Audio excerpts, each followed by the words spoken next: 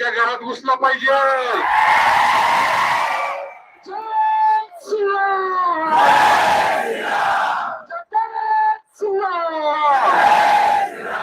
छत्रपती शिवाजी महाराज की, छत्रपती शिवाजी महाराज की, धर्मवीर छत्रपती संभाजी महाराज की, धर्मवीर छत्रपती संभाजी महाराज की, पुण्यश्लोक देवकरांचा, पुण्यश्लोक देवकरांचा.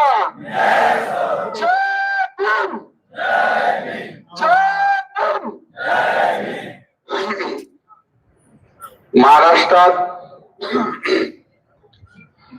महाराष्ट्राच्या घडवण्यासाठी ज्या ज्या महापुरुषांनी बलिदान दिलं त्या सर्व महापुरुषांच्या चरणी नमन होऊन आज आपणासमोर माझे दोन शब्द मांडतो.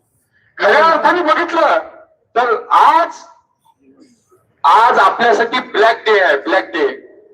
कारण आज एवढे हिंदू असताना, आपले हजारोच्या संख्येने हिंदू असताना जर आपली हिंदू बहीण भर रस्त्यावर भर दिवसा उचलून घेऊन जात असतील तर याच्यापेक्षा दुर्दैव काय. आपण खरंच शंड झाला का.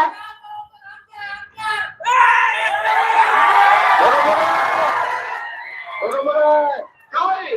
काही चंद मतासाठी लांड्यांची दाढी कुरवणारे हे जे हराते आहेत याला आपण पहिल्या सत्यातनं बाहेर काढलं पाहिजे. ही गोष्ट आपण सगळ्यांनी लक्षात घेतलं पाहिजे.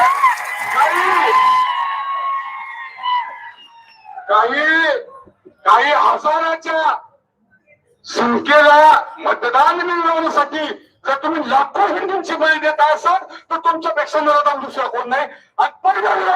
आपला यांना पाहिजे अनंत लांड्यांना. खऱ्या अर्थाने आपली आई बहीण दिवसाच्या चटणीत टाकून जर आपल्या स्वराज्यातल्या छत्रपती शिवरायांच्या स्वराज्यातलं घेऊन निघली जात असत तर याच्यापेक्षा मोठं दुर्दैव कुठलं नाही.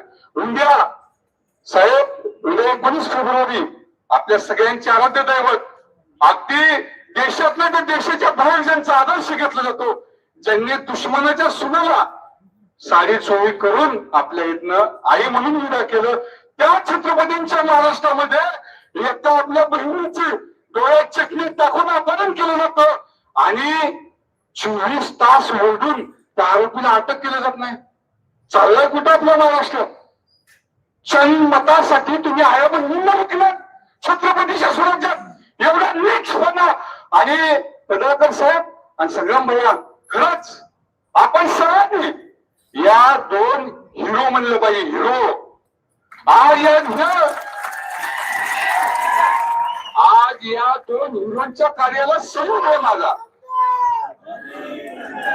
महाराष्ट्राच्या वतीनं गोपीजी मोहन, महाराष्ट्राच्या वतीनं यांच्या कार्याला सल्यूट आहे.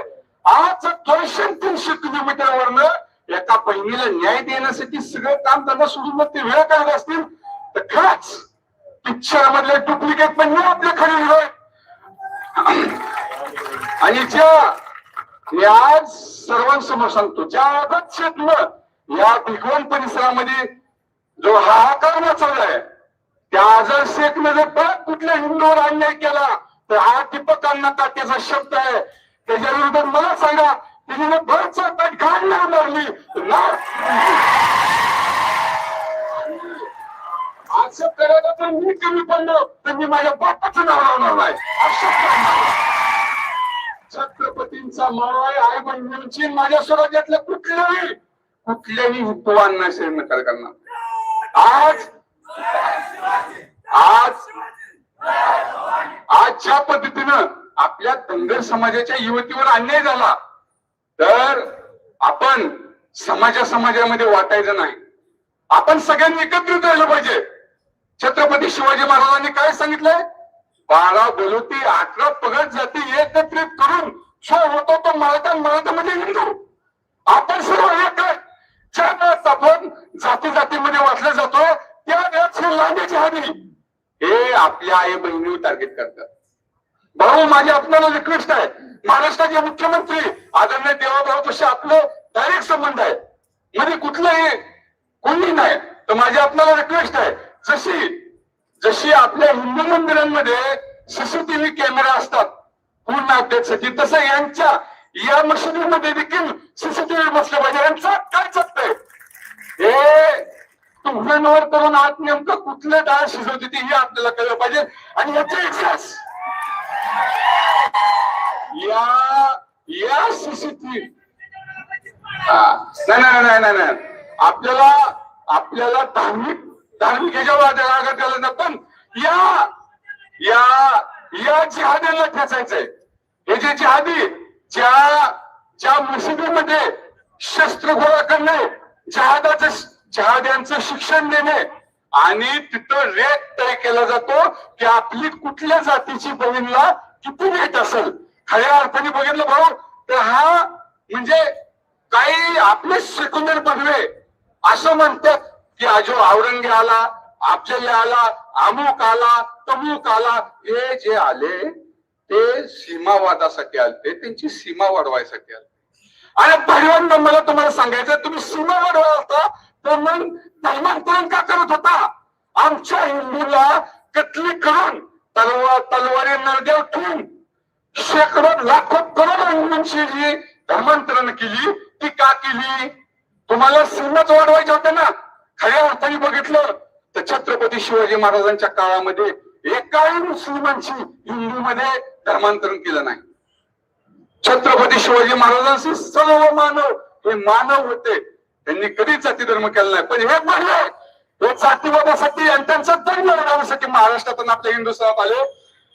स्वामी विवेकानंदांनी सांगितले की छत्रपती शिवाजी महाराज आणि त्यानंतर छत्रपती संभाजी महाराज हे होते म्हणून हा हिंदू धर्म टिकला. आणि हिंदू धर्म टिकला म्हणून आपला हिंदुस्थान आबादीत राहिला.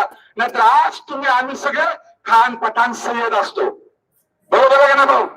माझी आपल्याला रिक्वेस्ट आहे, विनंती आहे सगळ्या महाराष्ट्राच्या वतीनं की देवाभावापाशी तुम्ही मागणी करा की या लांड्यांच्या मशिदीमध्ये सीसीटीव्ही कॅमेरे लागले पाहिजे आणि त्याचा ऍक्सेस डायरेक्ट एसपी आणि डीजी यांच्या ऑफिसला पाहिजे.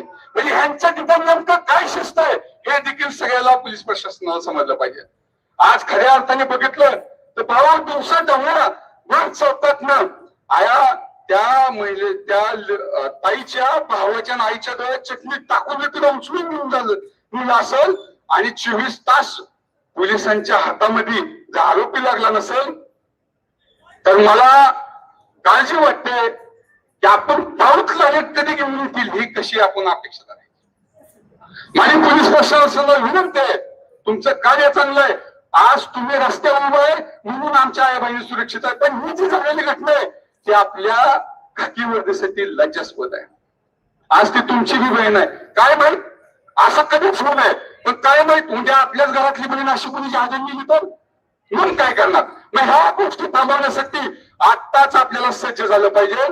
आपल्याला पहिल्यासारखं तलवारी घेऊन उठायची गरज नाही. माझ्या डोक्यात बाबासाहेबांनी जो पेन दिलेला आहे त्याची जी शाई आहे त्याची ताकद रक्तापेक्षा तलवारीपेक्षा मजबूत आहे. या संविधानाच्या ह्याच्यावर तो जो आरबाज आहे त्या जहादी लांड्या पाठवायला प्रशासनाकडे मोक्याची कारवाई झाली पाहिजे. आज गुन्हा दाखल करून गुन्हा असून वॉन्टेड असून खुलेआम फिरतो अशा ज्या लोक जिहादच्या घटना होत्या त्याला तो सहकार्य करतो, त्याला तो सपोर्ट करतो. हे आपल्यासाठी लज्जास्पद गोष्ट आहे. हे पहा आज हा शांततेचा मोर्चा आहे. जर पोलीस प्रशासनाने लवकरात लवकर याची दखल घेऊन आमच्या बहिणीला जर त्यांच्या घरी म्हणजे आमच्या घरी नाही दिली तर उद्या होणाऱ्या दुर्घटनेला प्रशासन जबाबदार राहील. आज खऱ्या अर्थानं आपण जे गोपी शेठ आणि संग्राम भैया आपल्या इथं येऊन आपल्यासाठी रस्त्यावर बसतात, खऱ्या अर्थाने आपण त्यांचा आभार मानू. आणि एवढं बोलून मी थांबतो. आपल्याला मेन प्रवक्त्यांचं भाषण ऐकायचंय. ह्यांना गोळा लावायला तर आपण काय म्हणत आहे. जय हिंद, जय महाराष्ट्र.